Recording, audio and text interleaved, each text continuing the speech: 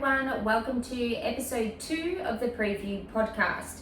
We hope you all enjoyed episode 1. Episode 2, we have decided we'll be talking mainly Marianne about her late husband Matt, talking about who he was and also his story with glioblastoma. We decided to start this story and for Marianne to talk about it this week. Wednesday the 15th of July is Glioblastoma Awareness Day. Glioblastoma Awareness Day has been created to raise awareness about the disease, the aggressive form of cancer that it is, and just to give some people some information about it and get the knowledge out there to everyone about this horrible disease. Also about, I guess, what, the raising of funds that goes into it, and also at the minute, the treatment that also goes into it. So there's a lot that we're going to talk about. Our first episode on this story, I think we need to enlighten everybody about who Matt was as a person. When I say his name, I just smile because absolute legend of a bloke. That's the best way I've always described him. So we hope you enjoy the episode, but also get a really good perspective of who Matt was as a person, also who he was to his family and all the ones that loved him, and then the journey that Matt did go along with glioblastoma. So I'll hand the mic over to Marianne so she can tell us about her beautiful late husband Matt and the life he did live, and then we will get into the story of what Matt unfortunately did have to go through with this horrible disease. Over to you, Marianne. Thank you, Brooke. No worries, darling. You described Matt perfectly as an absolute legend of a man. So Matt and I have been together for many, many, many years, and I met him at CQ. And that fits, doesn't it? Like, it just fits who you two are. Yeah.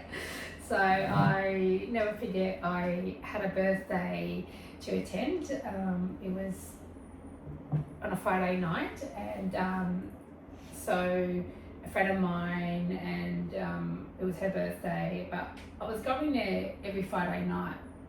Me and another friend of mine, every Friday night we were going there. But this one particular Friday night, I remember I got there and I walked, I was at the front, walked past, and I saw this guy sitting, and we had eye contact, but that was about it, and I went in. But what were your first thoughts? I went, oh wow, he's very, very cute. I mean, tall, dark, and handsome as he was. Very, he was a very handsome man. Yeah. Boy, I should say at that time. Yes. Yep. He was a young boy. So we walked in upstairs to CQ, and anywhere I looked, he was there. I would see him, I would turn around, he was there. But I remember he caught also, the second time he caught my eye he was by the bar. He was standing by the bar, and I looked him up and down, and I'm very much about like how you present yourself and what you're wearing, and I really liked what he was wearing. And again, we caught eye contact, and then so everywhere I went, he was literally just around. So now we've got this ongoing joke between his best mate and my best friend about that so according to Matt and his best mate, that I was following him around, which we all know that's not true. Yeah. He was following me around. I had been single prior to meeting Matt for like about over a year, and no one had caught my eye, and I wasn't interested in dating, this and that, but there was something about him. So his best mate David started talking to me, because Matt, as we all know, was shy. He was a shy boy. Yep. He started talking to me, and then we all went outside, sit at the balcony, and so I sat next to Matt, and we just started talking, and he gave me his phone number, called me, and then we went out on our first date that Thursday, and that was it. So we had our first date, and then we were just together all the time. Actually, we were pretty steady and good. Like, we were just having dates every Thursday night, and then we actually had our first Saturday date. It was on it was a grand final. I still remember it was grand final on a Saturday. That was the first time we spent a Saturday together. So it was like about 4 months after we had met. But we both knew within 3 months that we wanted to be exclusive, and we both knew after 6 months that we wanted to be together forever and get married. And he introduced me to his family, I introduced him to mine, and we've had a good life, had a beautiful 2 boys, M and N, and yep. M and N. We also had a beautiful wedding. So Matt was a real beautiful man. He was an awesome husband, even a better father, a great friend, son-in-law, son, everything. Everyone loved him, and anyone that knew Matt would know that he never had any bad word to say about anybody. He was very healthy. Yep. He was the tradie that would take tea to the job site. Yeah. He would never have a Coke or buy his lunch. I would make his lunch, every night, and leave him little notes, and he still loved that. And he would always, have his peppermint tea and his lunch at the job site. He lived for me and the boys, and always took care of us, and literally, he was, a rock in our house. And he had beautiful, everyone loved him, everyone loved Matt. So he was loved, or attending sports for the boys. He just, it's hard to talk about who he was. He was a beautiful man. That's all I've got to say. And also got to respect some of Matt's privacy. I know the type of man he was. Yes, most definitely. A bit more private than what I am. And look, he loved his camping, and he loved his dirt bike riding. Loved going away with his mates. Yeah. And I always say to him, you are your happiest when you're going home with your friends. Full driving, camping. Yeah. He loved his cooking as I well. loved his He made cooking. amazing food. Loved his cooking. Yep. He always used to cook. For us, Sunday morning, he would make the breakfast. Loved his cooking, and me and him used to cook every Sunday. I mean, we always cook together, especially on Sunday. We'll put our record player on and listen to our music and have our red wine. He was a very talented winemaker as well. He was, yeah. Very talented winemaker. Salami. Look, Matt had many talents, and he was a man of surprises. So even when I met him, you think you know who he is, but then he'll surprise you. The following date, he would surprise me with something else. Yeah. And then another side to him will come out, and another side, and then something more beautiful will come out, whether it's, what made him happy, his hobbies, his talent. So it was like a Kinder surprise. It was constant surprises. Yeah. And it was all positive surprises. There was, I must say, there was nothing negative. And look, I also brought out a different side in Matt. I brought out, he was a bit more quieter, and I brought out, his extrovert side out of him, and he just loved to live life. Yeah. We both love to travel together, and we used to have fun. We used to have a lot of fun together, going out and with our friends and entertaining. That was our thing, entertaining. So to go back to, obviously, to what we're trying to bring awareness to, and his illness. So this happened February 2025. Yes. Last year. February 24, 25, that summer, we had, Christmas, our usual Christmas, summer, we went to the beach house. We had gone to Sydney for our son's soccer tournament. There was no signs or indication of Matt being unwell. And I do sit here and constantly think, oh, did I miss something? Was there something that I didn't pick up on? I don't know. I mean, I don't think so. And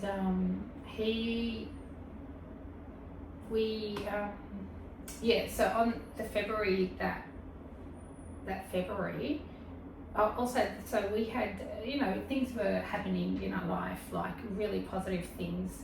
We had just bought our dream house. We had our current house up for sale. We had booked to go to Italy.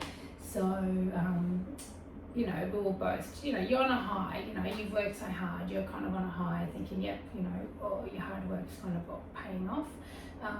So we're both wrapped to where things were heading in our life, and, the kids were getting older. I'm getting teary. I'm getting teary because I remember the night when you got the call to say we got the house. You'd gotten the house, and we were all together, and Matt was just so happy. He teared up. Yeah. And I'll just never forget it. And when I think about it, it makes me sad because I just think of how happy he was for that next chapter in his life. He was so happy, and it was a house that we both it was a big moment. Yeah, it was going to be the big step in your next life together. We loved everything about the house, the foundation of it, the location of it, everything about it was perfect. It was going to be our 2-year project to build our dream home, and we were going to settle there. So all that was happening. So, but as they say, you can make plans, God will laugh at you, whatever that saying is. So it was a Sunday, go back to, it was Friday the 14th of February. Yep. He said to me, he came home from work and he said, oh baby, because I've got a headache. He said, oh, I've just had these headaches this week, these weird headaches. And I said to him, well, take Panadol. I mean, which you do, yeah? Someone says take a Panadol, you're like, drink water, take some Panadol. Pretty much. I said to him, take a Panadol and drink more water. He said, but I am drinking water. I said, well, drink some more. It's summer, you work outdoors, drink more water. He's like, yeah, okay. Anyway, so he did, so he took a Panadol and he took our youngest son to go and watch the seniors play the soccer. And weird thing is that our little Willow, our little doggy, so we've got a dog, Torpedo, her name's Willow, who Matt absolutely adored and loved, and she loved him.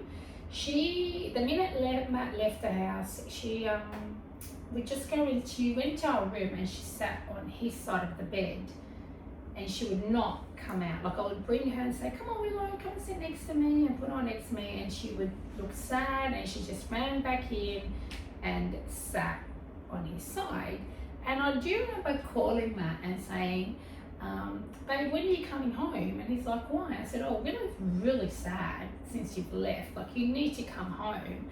And I said, oh, what's wrong with her? And he said, yeah, when we finish the game we'll come home. And she knew something was not right.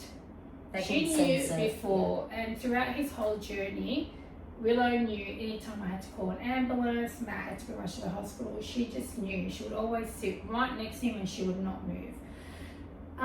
So moving on, Matt came home and he was fine that night. The next day we had a house inspection, so we went grabbed a coffee, we went out that night with our friends for dinner. He did say he had a headache, he was tired, but again, you don't think of, you didn't think of anything, I didn't think of anything, you just don't think of that. Yeah. Sunday came, woke up, he actually made pancakes pancakes for us, and I actually posted that. I remember. filmed him making it, and I filmed him pouring, the maple syrup, and I posted it.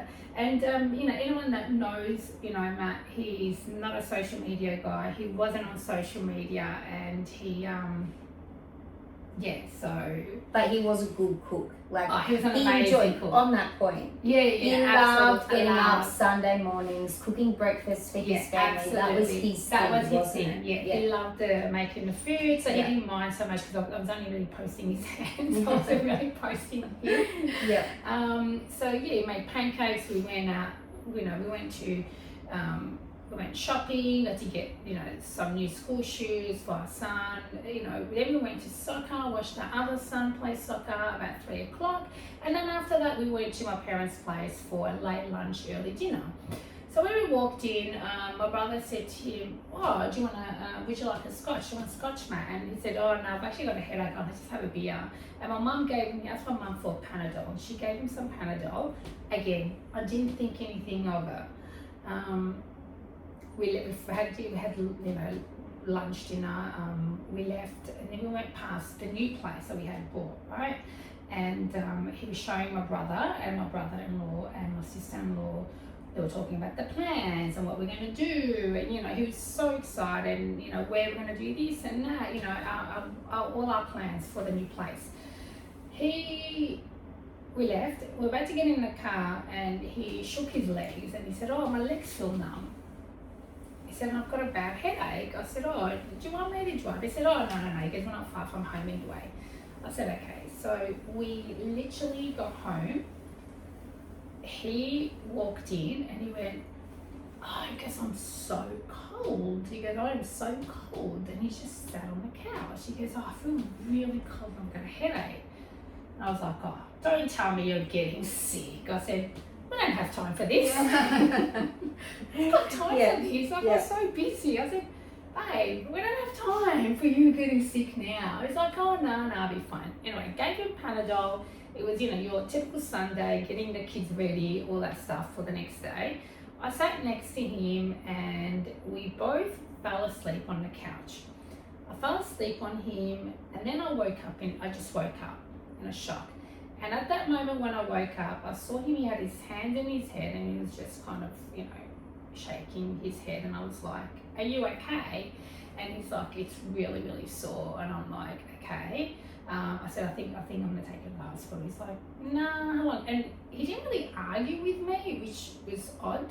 To say, "I'm not going to the hospital," and that. Anyway, so I got him in the car and I took him straight to the hospital.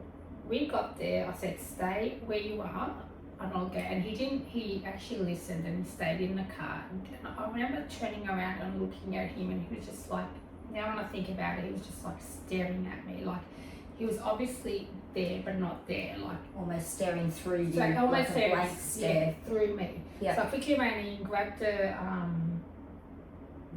the wheelchair, and I got him in there and got him into the emergency. And they said to me, "You need to wait." I said, no, I can't wait, because by this point Matt was like, had his hands in his head and he was like kind of rocking back and forth. And I remember saying to the nurses behind, like the triage nurses, I remember saying to them, "You need to take him straight in." And they said, "Well, there's people waiting." I said, "Well, they're fine." They said, "Well, we don't know that." I said, "Well, they're all standing and he can't even lift his head." I said, "You need to take him straight in." Lucky at that moment, a nurse saw Matt. She came straight to us and said, "You are to go straight in." So the minute we got him in, forget it, he was, which we didn't know at the time, but he had the bleed. The brain bleed. So they were trying to wake him up. Matt, wake up, and they were asking him questions. And at that moment, I just collapsed. I knew something was wrong. It wasn't COVID. So in that moment, was he able to answer the questions they were asking him? Yes. So they said he was able to say his name. They said who he married to. They said my name, kid's name, what he does for a living. So and then they rushed him straight in to do scans. At that moment, my sister-in-law came to see what was happening. She came to the hospital and they took, and I was like, so I was like, Margaret, there's something wrong. And she's like, no, it's probably just a virus or, something like that. So at that moment, then they took us straight into the family room. They came in and said, can you go into the family room? Which, God, the most horrible moment of my life. Within 20 minutes, they knew they came in. So the head, I think it was the head. I don't remember much of that night, but I think it was the head nurse. Yeah. Of the emergency, yeah. Came in and said, you need to sit down, I've got something to tell you about your husband. I said, no. He said, no. I said, no. I said, you need to leave. He said, I'm not leaving. You need to listen to what I have to say to you. You need to sit down. And I said, no. I said, Margaret, please tell him to leave right now. I'm not sitting down. He goes, you need to sit down. Sat me down and said, your husband has had a brain bleed. He's got a brain bleed. And we don't know the cause, and he's not going to be the same, and the man that you brought in here is not going to be the same man that's going to walk out. He's going to have a disability. And I'm like, I'm going to be asking, is he going to die? And he said, he's not going to die, but he's not going to be the same man that you brought in. He will have a disability. We don't know the extent of it. We don't know any of it, but this is what's happened. He's got a brain bleed. I was obviously hysterical. So I'm like, what's next? They admitted him to the neurosurgeon department. Yeah, and then I had to try to get in contact with his parents to tell him what was happening. We finally reached them, and they came into the hospital, and then the neurosurgeon came and spoke to us and explained there's a brain bleed. They don't know what the cause is, but they need to stabilize him. He has to go into the ICU. So the nightmare began, and Matt went into the ICU. They allowed me to stay there. And then, so I stayed overnight at the ICU like just outside in foyer. I remember I went in to see him. It was about 6 in the morning, and he was still awake at that time. And I was like, babe, are you okay? And he's like, how are the boys? And I said, the boys are okay. Are you okay? I said, you're gonna be okay. And he said, I know. So that was at 6. Then I had to they made me leave because it wasn't visitation. And then by 10 o'clock, they put him in an induced coma because they were scared the bleed was, they were scared other things were happening. So they had him in an induced coma for a week. Yep.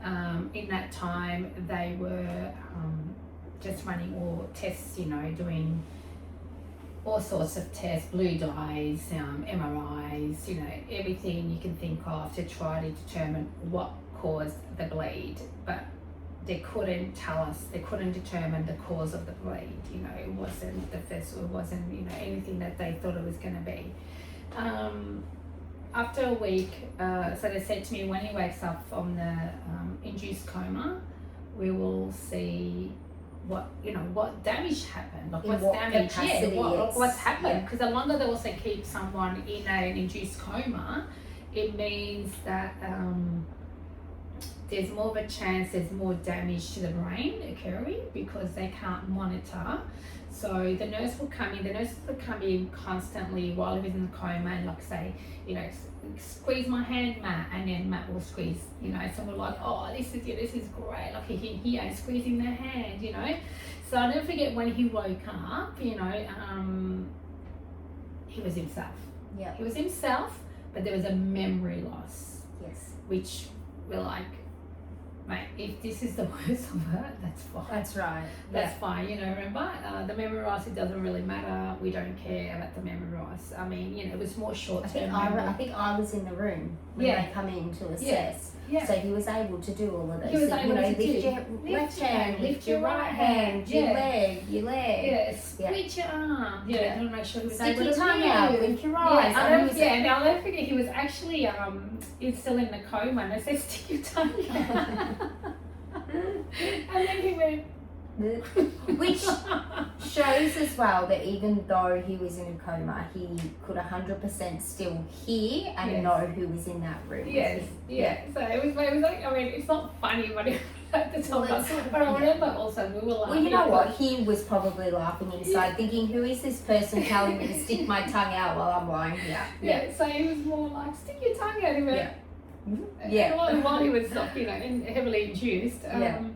But you know, he came out of it, and you know, I remember the ICU. Remember how busy the ICU was? My goodness, busy by all of the friends and family that were there to support you and Matt. Anyone that doesn't know Matt, his background's Italian, my background's Lebanese, so you can just imagine. We had dinner, the Italian coffee coming out, the Lebanese coffee. You know, all the biscuits. Everyone was working from the hospital. Laptops everywhere. All the small coffee tables had been pushed together because there was a spread of Lebanese food, there was Italian food, the coffee, everything. Everyone was there day and night. I was an absolutely nervous wreck. Oh God, I remember. It's probably a blur as well. Trying to think I do remember any time that door opened up, my heart would just, I would like be on the floor crying and thinking they're coming to tell me he's dead, he's gone, he's this or something, to the point where the doctor at the ICU said, we're going to have to sedate you, you can't continue on like this, we're going to have to sedate you have to go on medication or else you're not allowed to come in here. And I remember saying no, I promise you, I'll be good, I'll be strong, I don't want to go on medication, you can't sedate me. And then, you know, he woke up and, you know, we're all happy and all like, you know, this is great, that's fine, you know, a bit of memory loss. Look, and it was really hard, you know, to see, you know, them doing testing and seeing that loss, that memory loss, especially, you know, Matt, who was someone so capable and did everything, to see how it impacted him. But, you know, we're positive, we're like, okay, you know, they'll find out what it is, we'll treat it, the memory will come back. They said, you know, with time, memory will, as long as there's nothing sinister in there, he'll be fine, it'll come back. We're like, yep, you know, that's okay. What's happened is happened. We can deal with that. We can deal with that, that's fine. So, you know, the hospital. People also may be wondering what was Matt's thoughts on it. Did he say much? I know he was a quiet, you know, but did he about say what had happened? About what had happened, that he, you know, had lost that little bit of his memory? Did he touch much on it himself? We tried to stay Matt didn't, whether he was scared or he never really told, like, and I think this is the part the most that really eats at me, is that he always remained, you know, strong and positive, and whether that's for me, you know, but we both remained, I was very positive with him, and he remained positive, and I just kept reassuring him that it's okay, babe, you know, it's, you know, we'll come back, the memory will come back, don't worry about that, that is the least, you know, of our worries, as long as you're fine, you're here, it doesn't really matter, don't care if you can't work for another, you know, like we thought of all the scenarios, but never what it actually was. That never crossed our mind. We thought of everything else.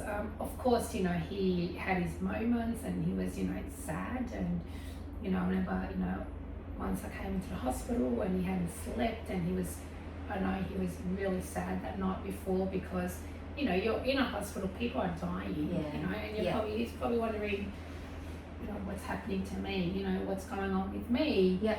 And then, other things were going on that I had to take care of that I didn't want to upset him or so, I was trying to make sure that everything was just positive around him because we didn't know what was causing the bleed. So I didn't want anything to stress him that will create that bleed to come back. We had to be very, very careful of which was also scary, the unknown that this had happened, but you still didn't know why. Yeah, we didn't know why. They kept running more testing, still didn't know why. So the hospital then decided to release him 2 weeks after, and he was inpatient at home. So that meant we had doctors and nurses and, occupational therapist, physio, they were all coming to the house. Now, when Matt was discharged, they then said, and he had a seizure. He needs to go on seizure tablets. And I was going, what? What are you talking about? I said, no one has told us this. When did he have a seizure? Yeah. Oh, when you brought him into the emergency. Like, what? Like, they had not reported it. Like, they had not informed me that he had a seizure. And I remember I was so angry and so pissed off that they had kept that from us. And then they sat there saying, and he can't drive for 6 months. I mean, again, least of our problems, but there was information that we should have been told right from the beginning, and they didn't release that information until he was being discharged. So they gave us the forms, right, the discharge forms. We got home. Now, one of my best friends, her father had battled brain cancer for 30 years on and off, and thank God, he's in the clear. So the family's quite familiar with brain cancer, neurosurgeons, and her mum worked at a medical centre. So I sent through the documentation, the discharge forms to her. What we didn't see and what the hospital didn't report to us or tell us, I need to take a step back. When they released him, they said, this was in end of February, I think. They said, come back in April, and we will then do another MRI. So So I think it was about 6 weeks that they were telling you to end of February. Yeah. So the incident occurred February the 16th, in hospital for 2 weeks. March the 6th, I think it was. March the 6th or March, it was then. It was 2 weeks after when he got sent home. They said, April, come back. And that's where we're going to do another MRI. And I remember thinking, April? And they said, yes, in April. We're like, okay. So my friend's mum read the documents, and what there was underneath, right underneath, said, we suspect a high-grade tumour. So the hospital suspected it, but we're still willing to let him go home and not do a thing about it for 6 weeks after, which Matt would have passed right then. Yeah. So to me, the hospital sent him home to die. They knew, but they sent him home to die because when you get diagnosed with this type of brain cancer, you're pretty much being given a death penalty, okay? So the mum straight away sent through, she called, and I remember she was so heartbroken, and she said, read that part out and sent it straight through to Paul Smith from St. Vincent's Private. And initially they said to us, we can't see him until the Saturday. The minute Paul Smith saw those documentation, his receptionist called straight away and said, we want to see him now, today, straight away. you know, and at that time we had a nurse here, and I remember I walked out and I was crying and crying and crying, and she was hugging me, and I thought I was gonna like literally die. Like I thought I felt like my heart just collapsed. And I remember my friend Beck was in there with Matt, and she explained to him that we need to go and see Paul Smith, and he was like, "Yep, okay." So we got there, my brother came with us. It all just happened so quickly. We went there. Now, Paul Smith looked at Matt and said, "Is that your usual colour?" And we went, "Yeah." He said, "Oh, he looks a bit off in colour." And then he brought out the scans from the other hospitals.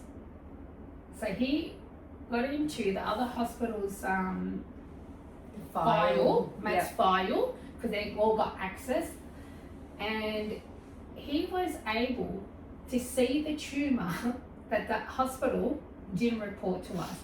He literally went and said, "See that dot over there?" He literally pointed and went, "See that dot over there?" We said, "Yes." He said, "I suspect that's a tumour."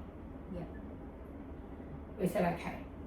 He said, I can't tell you what it is. I think he kind of also suspected to be melanoma. Okay. Yep. Yeah, he said, "I think it might be melanoma." He said, "But I'm not too sure." We said, "Okay." So then he said, "I need you to do your MRI in another, 5 or 10 days. I can't remember what it was." So, so we went back, he did an MRI, and he said, "I'll get you the results." Well, fair enough. I thought we were safe. I didn't hear from him the next day at 2 o'clock. I was like, "This is good." We didn't No hear from news him. is No good news news, is good you news. usually think. Yep. No, 3 o'clock, I finally got Matt off the couch, because you can understand, like, with all the medication he was on, his headache, he was just constantly sleeping on the couch. He was constantly on medication, and he was just always tired and sleepy. So then I managed to get him up and said, let's go and pick up the boys from school. And we're outside our youngest son at the school, and I got the phone call. It was Paul Smith saying, "Marianne, I'm sorry. It's a tumour. It is a tumour. You need to come in straight away. I need to operate ASAP. I mean, yeah, that was horrific. It was, I remember I looked at Matt, he was just walking up and down. You know how he used to walk with his hands? He used to pace, didn't he? He used to put it, and then he used to pace up and down. And he used to always put his hand behind his back, and I used to yell at him. I'm like, "Stop walking like an old man." The hand was sort of like twisted behind, wasn't it? Yeah. And I looked at him, and my heart just broke. And then I remember I was on the phone call, and I was on the floor crying, and I had to get off that phone, and I was calling Matt. And at that time, the school bell rang, and everyone's walking out of the school, and it was just like another moment where you think your life is like, your heart just absolutely collapses, and you just feel dead. Like, you feel like something inside you just died completely. You feel like you're living this nightmare that you cannot wake up from. How can this be real? How is this life? So we got home, organised the boys, in-laws came, we went straight to the hospital, packed the things, we went to the hospital, they admitted him in straight away the next day. So before you go, I don't even know why I'm laughing, it's not even funny, it's actually not even funny. Before we went in, we sat there with the 2 neurosurgeons, and they sat there reading everything that can go wrong. Everything. Oh, and this could happen, and this can happen, and this can happen, and you can be blind, and you can be this, and you can be that. And we're just going, "Oh, okay," like what I said, the point of doing this. Matt goes, "Should I even do this?" He said. Because they're like, "Are you ready?" Matt goes, "Mate," he goes, "I don't think I'm ready now that you're talking with all of this. This is what you're going to do, this is what you're going to do." Like, it was, the list just went on and on and on and on. And honestly, like we were kind of, me, Matt, and my in-laws just looked at each other and went, oh, geez, like what else could go wrong? Like it was the most, I mean, I understand that's a protocol and that's what, but I've, we've had They have to, don't this they? was like this was next level list. It was a next level list to what possibly could go wrong. And we're also talking about the brain and brain surgery. Exactly. So it was very high risk. Very high risk. So he went in, they went in and did the operation. It was the most horrible time. I remember I just spent it at St. Patrick's Cathedral the whole time. Everyone was there to support, me and Matt, and it was just fucking horrible. That's all I'm going to say. It was just horrible waiting to see, what's going to happen, or how's it going to come out, and what is it going to look like, and is he going to be able to see? Is he okay? And I'll never forget when Paul called me on the phone. He said, "Oh, Marianne, we finished the operation. He's in recovery now." We're like, "Yay!" We're celebrating. He said it all went well. So, me and my mother-in-law and his dear and a couple of friends, we just went down Brunswick Street. We celebrated, had a glass of champagne, and we're like, "Yay!" Like we just thought, oh, okay, the worst is over now. They took it out. He's going to be fine. He's going to be fine. And then when he came up, we could not believe how good he looked. I mean, he just looked absolutely beautiful, like himself. Yeah. Still full head of hair, literally. Like all his friends are so jealous of him. Oh, what? They're going to take half his hair off. They're going to shave his like hair. what is he going to look like? I'll never forget. They brought him up, and he came out of the lift, and I was like, "Babe, hello." Can you see? Because I couldn't tell if he can see me, and I'm like, "Can you see me? Hello." Oh, Maddie. And he goes, and then I was jumping on him, and literally I jumped on him, and I'm hugging him, and I'm touching him, oh God, he was perfect. He was just himself, and his hair, no one could believe how perfect his hair was. All they did was cut, it was literally right from here at the back. He just had that back. Strip, yeah, it was just like it? a strip. It was just literally a strip where they had done the operation, and that was it. And he recovered really well, and they were brilliant. They let me stay there. He was up the next day walking, He was up the next day walking, He recovered so well, and he had his appetite. Matt loved his food. He just loved to eat. And we said, okay, you can have whatever you want, but then we're going to go on a strict diet. No sugar, no this. I'll talk more about what other alternatives we're looking at, but that came through later. So we were positive. Yeah. We were positive, and we had to wait for the results. So at this stage, you still did not know what the tumour was? No, we didn't know. All we knew is that it was a tumour. They removed, he said he couldn't remove the full. He told us he only removed 57%. Yep. Which we went, okay, well, it was we'll question why, but at the same time, we understand it is the brain. So we thought, okay, he'll need chemo, he'll need, radiation, whatever else will kill it. Yeah. So we had to wait for the results. We were positive. We were positive. He was doing well. Like I said, he was up, he was walking, he was eating, he was talking. Memory was funny, and they'll come in and ask him what year it was. It's like 2026. Yeah. And they were like, and I'll be like, 2025.